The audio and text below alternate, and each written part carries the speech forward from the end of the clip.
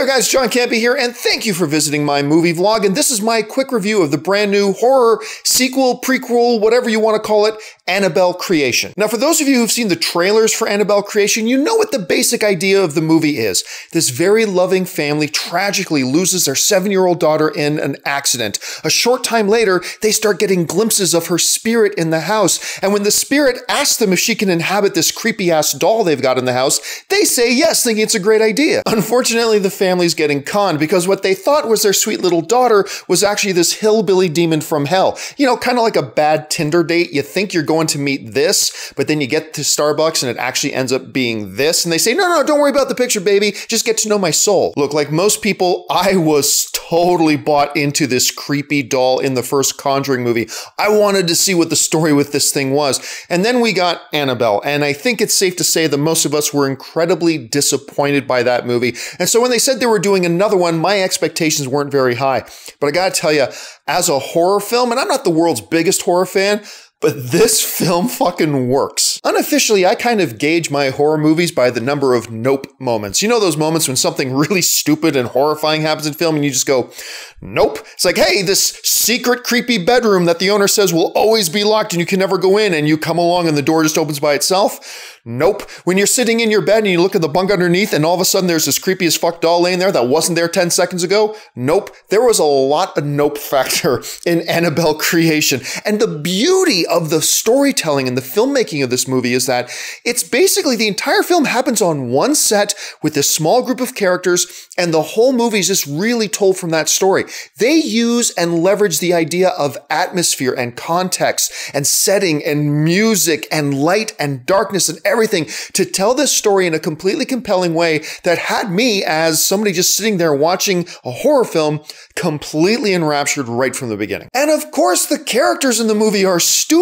Every character in a horror movie is stupid. Look, the first moment you're told nobody is here in the house, and then you hear creepy footsteps walking upstairs, I'm gone. I'm calling Uber. I'm out. But aren't stupid characters like that part of the essential DNA of horror films? And in that way, Annabelle Creation is very original in some of the way it tells its story, but also very honoring of the history and the tropes and the classic hooks of horror films all at the same time. Now, some people see that as a weakness. I actually saw it as a strength in the movie. And Annabelle Creation does not exist within a vacuum. It's part of this Conjuring universe that they seem to be putting together.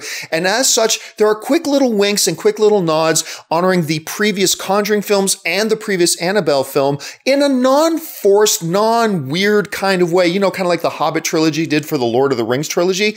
Not the case here. They did them in a really smart way that actually had me intrigued. One really legit criticism about the movie has nothing to do with the movie, but more with the marketing. Some people can honestly say and give a criticism that they pretty much give the whole story away in the trailer. They don't show everything in the movie, obviously, in the trailer, but the basic story that was kind of, when you're watching the movie, it felt like they were setting you up and then to spring what the overall story was on you in the movie, but then you realize, well, they already kind of told me all of that in the marketing, so that's one kind of weakness. So overall, I really enjoyed Annabelle Creation. It was creepy, it was spooky, very skilled direction involved. Like I said, just using one set, a small set of characters, using every inch of the screen available to them to help them tell the story through use of lightness and darkness and everything else in between. The sound, the soundtrack, everything was utilized perfectly to create this really weird atmosphere that you were kind of tense the whole way through. This is the Annabelle film we really should have gotten a few years ago instead of that first piece of trash. So yeah, I highly recommend you go and check out Annabelle Creation. Whether you're a horror fan or not, I think this is a film you're going to enjoy.